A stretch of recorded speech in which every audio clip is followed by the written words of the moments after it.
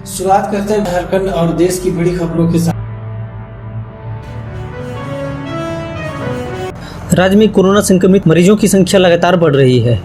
शनिवार को 1222 corona positive मरीजों की पहचान की गई। इनमें सबसे ज्यादा मरीज 284 रांची से मिले।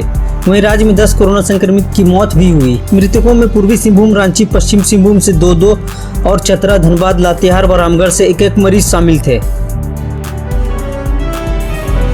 झारखंड में बोकारो से 91, चतरा से 8, देवघर से 17, धनबाद से 74, दुमका से 13, पश्चिमी सिंहभूम से 179, गढ़वा से 34, गिरिडीह से 15, गोड्डा से 92, गुमला से 25, हजारीबाग से 33, जामताड़ा से 9, खूंटी से 14, कोडरमा से 43, लातेहार से 17, लोहरदगा से 19, पाकुड़ से 10, पलामू से 65, रांची से 284, रामगढ़ से 35, साहिबगंज से 23, सरायकेला से 90, सिमडेगा से 4 और पश्चिमी सिंहभूम से 28 मरीज शामिल हैं।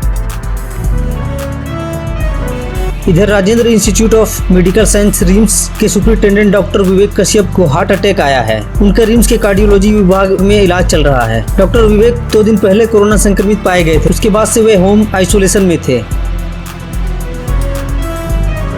सहायक पुलिसकर्मी पर लाठीचार्ज और आंसू गैस के गोले दागे जाने के एक दिन बाद हेमंत सोरेन की सरकार ने कहा कि उनका वेतन और अनुबंध बढ़ाने के लिए सरकार तैयार है। सहायक पुलिसकर्मी अपना आंदोलन समाप्त करें, लेकिन सहायक पुलिसकर्मी अब अपनी सेवा को अस्थायी करने की मांग पर अड़ गए हैं। राज्य के 12 नक्सल प्रभावित जिलों से राजधानी रांची में 8 दिन से डेरा डाले सहायक पुलिसकर्मी से मिलने के लिए हेमंत सोरेन के दूत के रूप में पेयजल व स्वच्छता मंत्री मिथिलेश ठाकुर पहुँचे। उन्होंने आंदोलनकारियों के साथ बातचीत की, उनकी समस्या के बारे में जाना और उनकी मांग भी सुनी।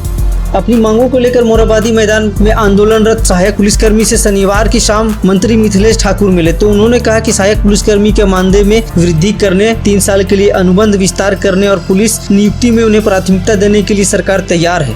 अब वे लोग अपना आंदोलन समाप्त कर दें, अपने अपने घरों को लौट जाएं। हालांकि सहायक पुलिसकर्मी ने मिथिलेश ठाकुर को 2 टूक में कह दिया कि अस्थायीकरण से कम उन्हें कुछ भी मंजूर नहीं। काफी समझाने के बाद आंदोलनकारी नहीं माने।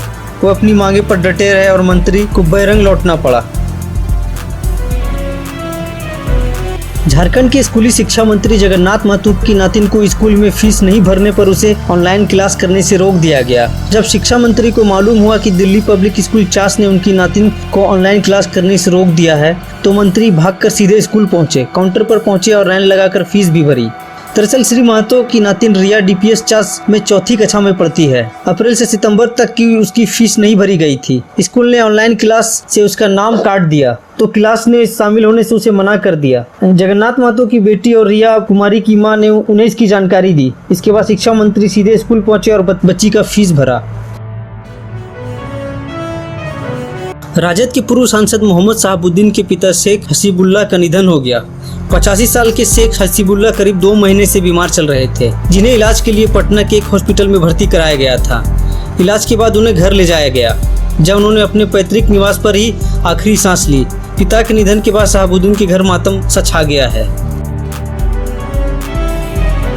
बिहार विधानसभा चुनाव से ठीक पहले सत्ताधारी दल जेडीयू और एनडीए में उनके सहयोगी लोक जनशक्ति पार्टी के बीच बढ़ी हुई तल्खी कम होने का नाम नहीं ले रही। चिराग पासवान पर जेडीयू एमएलसी गुलाम गौस की ओर से बच्चा कहे जाने और दूसरे के कंधे पर बैठने की बात कहने से बौखलाई लोजपा ने भी पलटवार किया है। एलजेपी पार्टी के प्रवक्ता अशरफ अंसारी ने जेडीयू एमएलसी के बयान पर पलटवार करते हुए कहा कि नीतीश की पार्टी में बड़बोले नेताओं की लंबी फहरिस्त है, उनमें से एक गुलाम गौस भी हैं। जदयू के लोजपा का फिक्र छोड़ देनी चाहिए, पहले अपने नेताओं की फिक्र करनी चाहिए जिनको रोज जनता ढेला और पत्थर मार रही है। लोजपा के राष्ट्रीय प्रवक्ता अशरफ अंसारी ने आगे कहा कि नीतीश सरकार के मंत्री जनता से भागते फिर रहे हैं। लोजपा किसी के कंधे पर नहीं चढ़ी, बल्कि चिराग पासवान जनता के साथ कंधा से कंधा मिलाकर चलते हैं। जेडीयू के मुंह से कंधे पर चढ़ने की बात बिल्कुल भी अच्छी नहीं लगती। आपको बता दें कि जेडीयू एमएलसी गुलाम गौस ने चिराग पासवान को लेकर आपत्तिजनक बयान मीडिया में दिया है। बिहार विधानसभा चुनाव को लेकर गठबंधन की राजनीति शुरू हो गई है। इसी क्रम में असदुद्दीन ओवैसी की पार्टी एआईएमआईएम और पूर्व केंद्रीय मंत्री एवं समाजवादी जनता दल डेमोक्रेटिक के अध्यक्ष देवेंद्र प्रसाद यादव ने मिलकर चुनाव लड़ने की शनिवार को घोषणा की। ओवैसी और देवेंद्र यादव ने प्रेस कॉन्फ्रेंस कर पटना में कहा कि 24 सितंबर तक सीटों के चयन का फैसला लिया जाएगा। देवेंद्र यादव को इसका संयोजक नियुक्त किया गया है। एआईएमआईएम के प्रदेश अध्यक्ष अख्तरुल इमाम इसके सह संयोजक होंगे। दोनों नेता 24 सितंबर के बाद किसी भी दिन सीट और उम्मीदवारों की घोषणा करेंगे। बिहार के लौंगी भुइयां आनंद महिंद्रा सपना साकार करेंगे।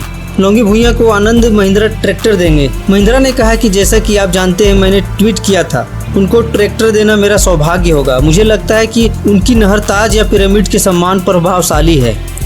उनका मेरा महिंद्रा ट्रैक्टर का उपयोग करना मेरे लिए सम्मान की बात माना जाएगा। उन्हें कैसे संपर्क किया जाए, हमारी टीम उनसे संपर्क करेगी। बॉलीवुड में जारी बहस में बढ़ चढ़कर हिस्सा लेने वाले फिल्म मेकर अनुराग कश्यप पर एक्ट्रेस पायल घोष ने यौन शोषण के गंभीर आरोप लगाए हैं। एक्ट्रेस ने एक तेलुगु न्यूज चैनल को दिए इंटरव्यू के दौरान ये बड़ा खुलासा किया था। अब उन्होंने खुद सोशल मीडिया के जरिए अपनी आप बीती सुनाते हुए पीएम मोदी से मदद मांगी है। पायल घोष ने ट्विटर पर अपना इंटरव्यू शेयर करते हुए लिखा, उन्होंने काफी बुरी तरह दुख को मुझ पर फोर्स किया और बेहद बुरी तरह से। PMO India Narendra Modi ji, please action लीजिए और देश को इस क्रिएटिव इंसान के पीछे छिपा हुआ एक राक्षस दिखाइए। मैं जानती हूँ कि उससे मुझे नुकसान हो सकता है।